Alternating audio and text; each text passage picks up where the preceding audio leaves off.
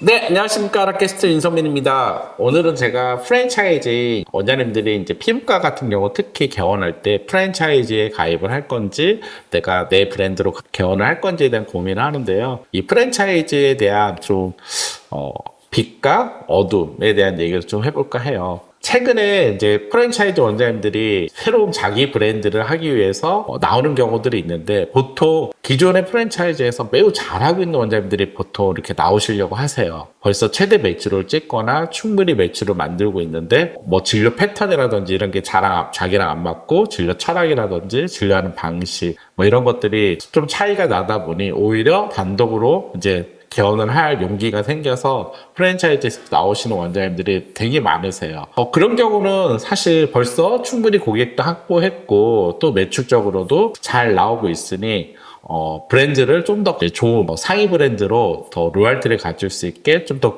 고가의 고가치의 브랜드로 우리가 브랜딩을 해나가면서 다시 나올 수 있게 해드리는 작업을 합니다. 이런 경우는 오히려 되게 좋은데 최근 들어서 프랜차이즈에서 나오시는 이유가 매출이 안 나와서 프랜차이즈를 심지어 접겠다고 연락 오시는 원장님도 있고요.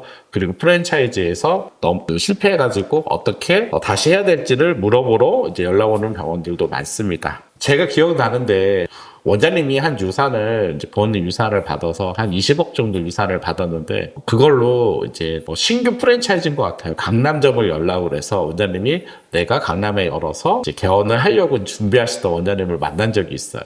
근데 그 전에 그 원장님을 만났을 때 강남에서 성공하기가 좀 어렵다고 저희는 판단을 했어요. 왜냐하면 원장님이 갖고 있는 역량이나 리더십, 치료 스킬 이런 모든 부분들이 강남의 강자들과 경쟁해서 또 프랜차이즈에 들어간들 프랜차이즈가 갖고 있는 역량이 한계가 있잖아요. 원장님이 어떤 누구를 만나도 성공시키기는 어렵겠다. 오히려 원장님은 좀 외곽에 그 정도 자본 있으시면 외곽에서 좀 더 강자로 가시면 훨씬 좋겠다 생각을 했는데 프랜차이즈들은 그런 전략이 없어요. 이 원장님이 돈이 있어 보이니까 무조건 강남점을 개원을 시키더라고요. 그리고 그 결과는 제가 사실 그대로 연락드리진 않지만 그 병원 지금 상당히 벌써 접었을 수도 있고요. 힘들 수도 있을 겁니다. 이건 그냥 제 경험치인데요. 비즈니스도 그릇이 있어요. 리더도 리더의 그릇이 있어요. 그 그릇이 성장되는 만큼 내가 해야지만 충분히 경영을 해나갈 수 있고요. 그 그릇에 오버되는 거 그리고 그릇에 또 너무 작은 거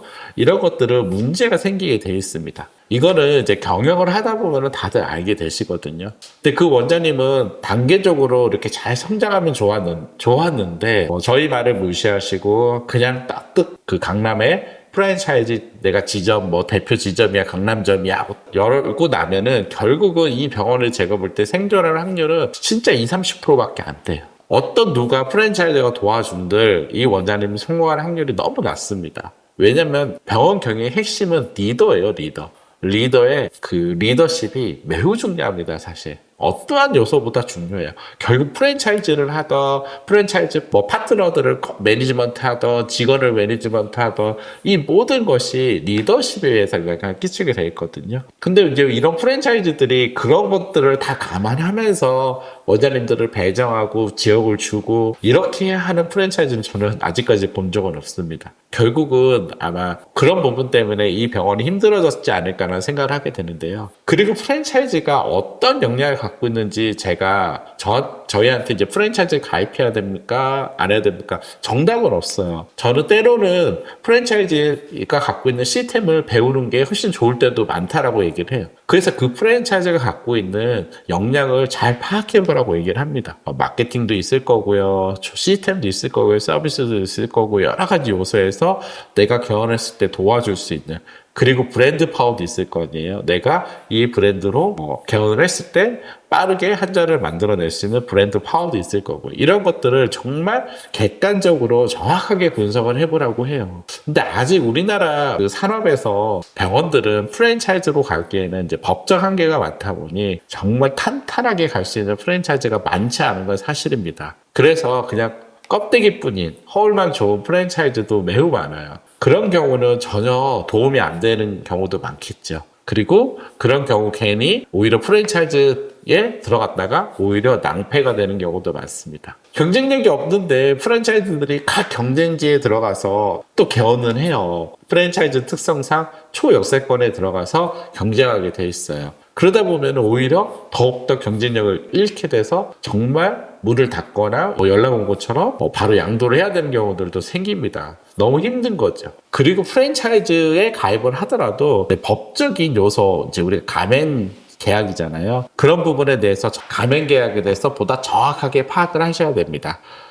그런 부분에 혹시나 최악 이상이라는 게 있거든요. 프랜차이즈에 내가 네트워크 병을 해서 탈퇴하더라도 어떠한 불이익이 없는지 이런 부분에 대해서 미리 잘 체크하실 필요가 있습니다. 프랜차이즈라는 게 경쟁이 심하고 마케팅 경쟁이 심해지면서 자연스럽게 생긴 겁니다. 지금 웬만한 우리가 식당이라든지 이런 거는 프랜차이즈가 아니면 이제 경쟁하기 어려운 시대인 것도 사실이에요. 그러면서 프랜차이즈 회사들도 상당히 많은 성장을 했습니다. 마케팅부터 해서 브랜딩, 직원 관리, 여러 가지 요소에서 그리고 유통까지 많이 성장을 해서 또 잘하고 있는 프랜차이즈들도 있습니다. 하지만 저희가 잘하고 있는 프랜차이즈만 있는 게 아니라 그만큼 또 잘못하고 있고 정말 망하고 있는 프랜차이즈들도 많습니다. 병원 또한 병원 프랜차이즈는 역사가 길지 않아요. 그리고 현재 병원 프랜차이즈는 다른 산업에 비해서 프랜차이즈 하기에 법적인 제약이 너무 많습니다. 뭔가